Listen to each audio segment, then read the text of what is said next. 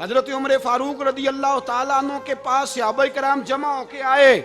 کون سا ایسا شخص ہے جس کی تنخواہ میں اضافہ ہو جائے؟ تو لوگ کہتے ہیں نہیں مجھے نہیں چاہیے. پر ہم نے وہ لوگ دیکھے ہیں. حاجی صادق صاحب کو مسجد والوں نے کہا 1000 روپیہ تنخواہ بڑھانی ہے تو حاجی صاحب کہنے لگے میرا بڑا سونا گزارا ہوتا ہے, مینوں یہ نہیں بڑے نے. حضرت سیدنا عمر فاروق رضی اللہ تو صحابہ اکٹھے ہو کے گئے. کہنے لگے عمر حضور کے زمانے میں بظاہر غربت رہی, جناب صدیق اکبر کے زمانے میں غربت, اب تو بڑی ریل پیل ہے, بحرین سے لاکھوں کا مال آتا ہے, آپ کو بڑے بڑے سفیر ملنے آتے ہیں, پر آپ وہی پرانا کرتا اور وہی طامت جو کئی جگہ سے سی آپ نے کئی جگہ سے پھٹی. اور حضرت عمر ایک دن عید کی نماز پڑھانے گئے تھے تو ننگے پیر ہی چلے گئے.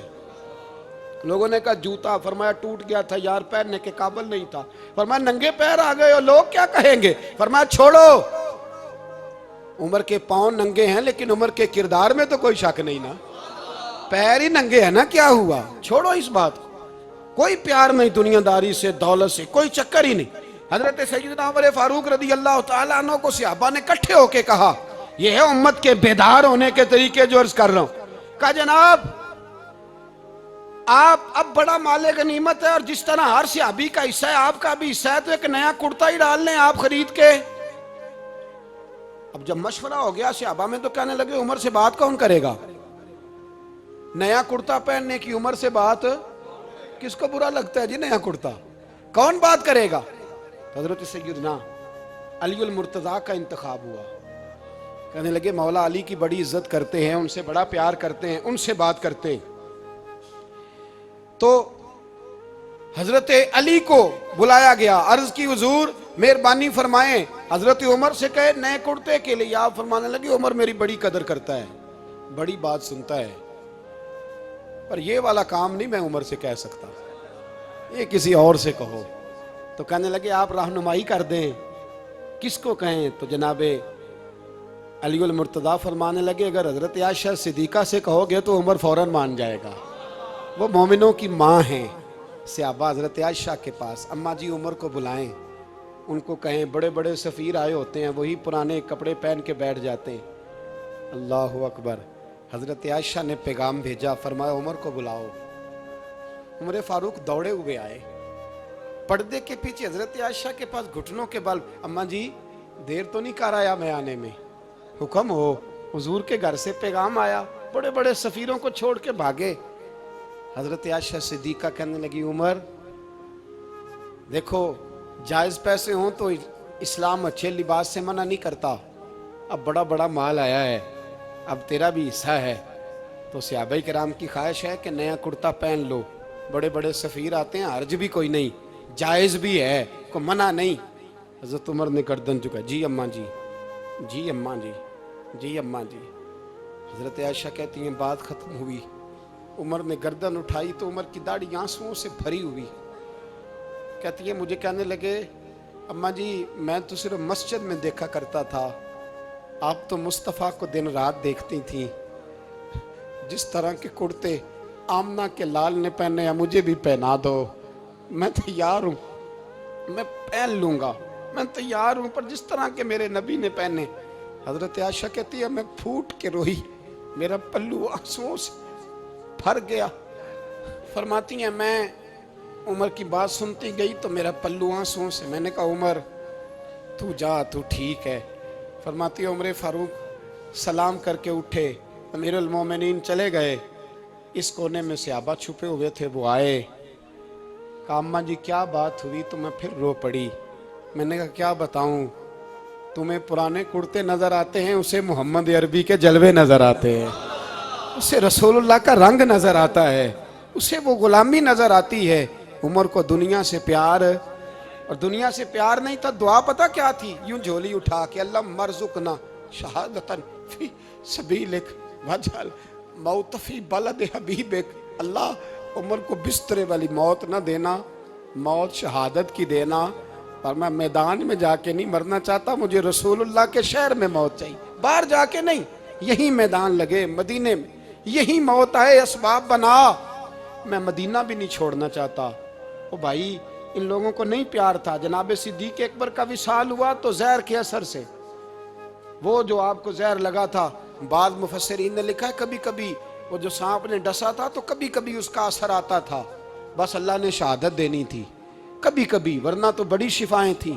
حضرت عمر شہید، حضرت عثمان، جناب علی، امام حسن، امام حسین، علی اکبر، علی اصغر، حضرت عباس، حضرت سعد بن معاذ، حضرت امیر حمزہ، مصعب بن عمیر۔ میرے محبوب نے تو لسٹ بنائی شہیدوں کی، لسٹ بنائی شہیدوں کی۔ شہادت سے پیار کیا رسول اللہ صلی اللہ علیہ وسلم کے غلاموں نے، پیار کیا شہادت سے، اسی لیے تو کافر اٹھ نہیں سکا کہ شہادت سے حضرت سعد بن معاذ رضی اللہ تعالیٰ عنہ کو زخم لگ گیا، جنگ سے زندہ آ گئے لیکن زخم ہے، رو کے کہنے لگے محبوبہ سارے شہید ہو گئے، میں ایسے ہی رہ گیا۔ حضور نے فرمایا نہیں، رب تجھے بھی شہادت کی موت ہی عطا فرمائے گا۔ اسی زخم میں پردہ ہو گیا۔ میرے بھائی حضرت عمر بن جموح رضی اللہ تعالیٰ عنہ 4 بیٹے لے کے احد کے میدان میں آئے، کہا محبوبہ میرے 4 ہی تھے، میں سارے لے آیا ہوں، سارے ہی قبول ہیں؟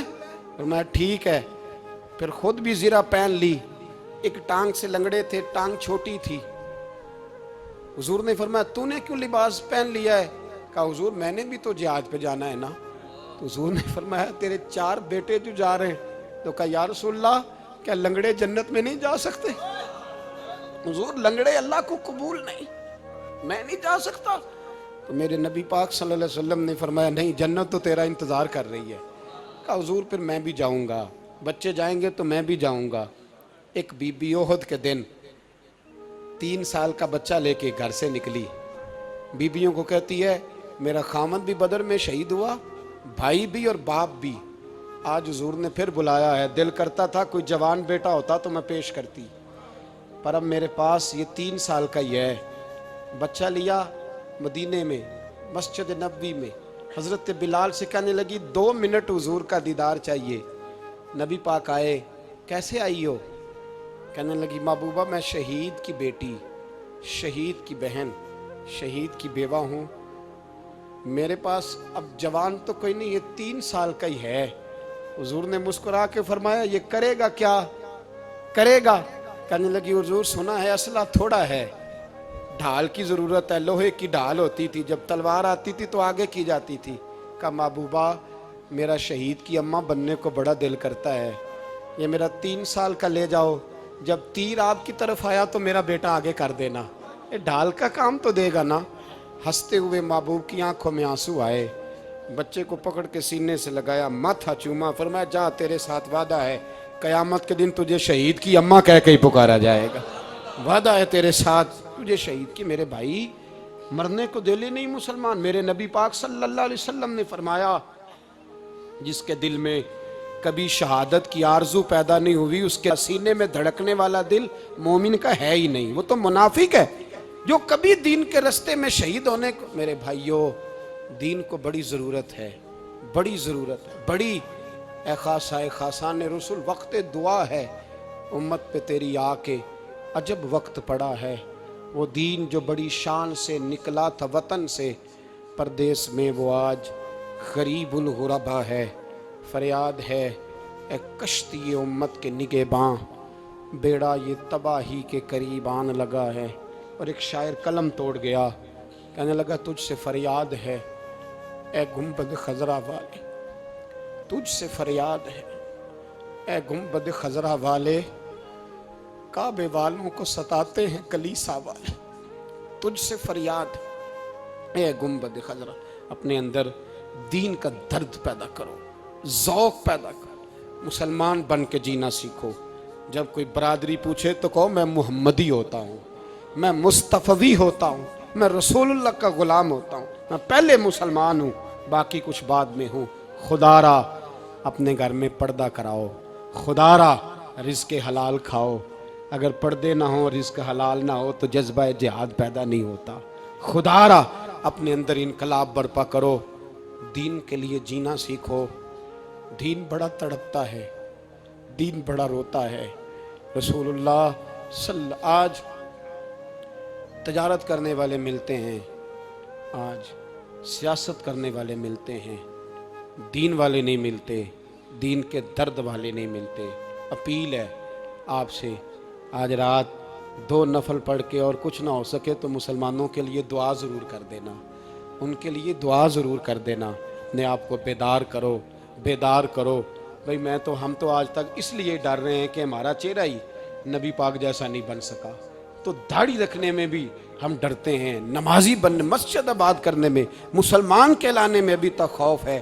تو بتلاؤ نا، اس سے آگے بات کب چلے گی؟